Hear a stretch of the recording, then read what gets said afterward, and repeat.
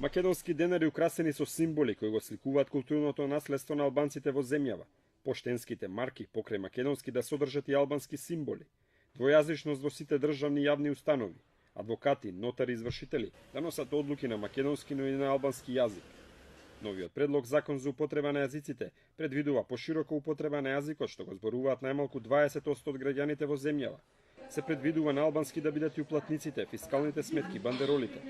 Униформите на полицајците и пожарникарите, како и мантилите на здравствените работници, ќе бидат и на албански, односно на јазикот што го зборуваат најмалку 20% од граѓаните. Можеби во насловот на предлог законот зборот јазик е во множина, но реално во него покрај македонскиот единствено е спомнат само уште еден јазик, албанскиот.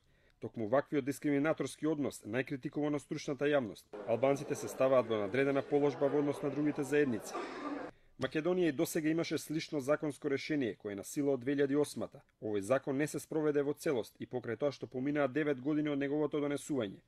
Дел од јавните институции под закана од парични казни ја спроведоа двојазичноста, други и денес не се двојазични. Во некои општини двојазичноста стана секојдневие, во други сосема изостана. Во некои албански средини пак двојазичноста беше спроведена по сопствен рецепт, со комплетно отстранување на таблите на македонски јазик или прешкртување на македонските називи.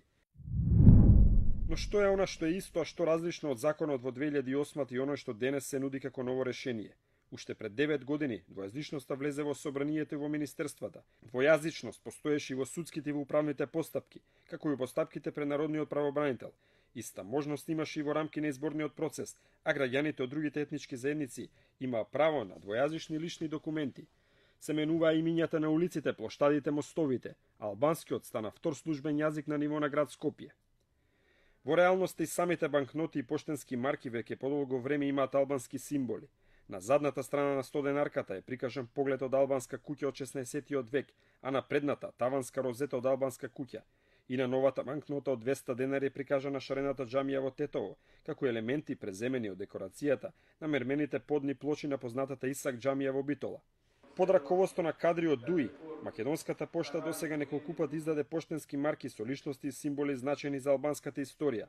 Последни беа двете поштенски марки со познатите личности од албанската историја, Хафи Сали Улкинаку и Реджеп Митровица, на чија промоција тогашниот вице-премиер Џафери изјави дека служат за доближување на Македонија до мултиетничка и мултиверска држава. Стариот закон некаде се почитуваше и под закана со казни, но со новото законско решение се предвидени по конкретни казни за негово непочитување. Глобите се од 4000 до 5000 евра. Со новиот предлог, албанскиот јазик е посебно наведен во заграда во самиот закон, нешто што досега го немаше, а граѓаните ќе имаат право на избор на кој јазик да се обраќаат. Предвидено е употреба на втор јазик на седници на владата, спомнати се парите, поштенските марки како и униформите. Најзначајни измени се формирањето на новите институции, Агенција за примена на јазикот, како Инспекторатот за употреба на јазиците. Директорот на агенцијата ќе го избира владата, а во оваа институција покрај преведувачи ќе бидат вработени лингвисти, филозофи и лектори по албански јазик. Ако биде изгласан новиот закон, веднаш вон сила ќе биде старото законско решение.